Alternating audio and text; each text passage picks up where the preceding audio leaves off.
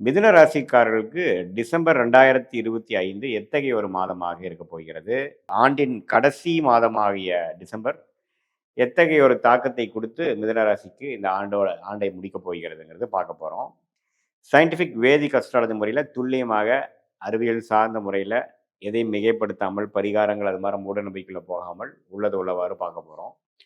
அந்த அடிப்படையில மிதுனத்தில பாருங்க, ராசிக்குள்ளேயே குரு இருந்தவரு ஒரு நவம்பர் மாதம் ஒரு 20 நாட்கள் பார்த்தீங்கன்னா, அதிவக்ரமாக கடகத்துக்கு போனார். இப்போ டிசம்பர் முதல் வாரத்துக்கு அப்புறம் 2வது வாரத்துக்கு அப்புறம் பார்த்தீங்கன்னா, 2ண்ட் வீக்லேருந்து ராசிக்குள்ளேயே குரு வர்றது அருமை.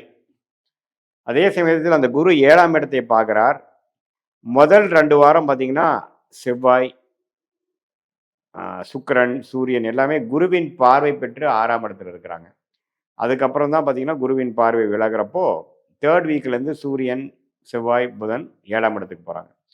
ஸோ இது என்ன காட்டுதுன்னா, முதல் 2 வாரம் பண விஷயங்கள் கொஞ்சம் நல்லாவே இருக்கும்.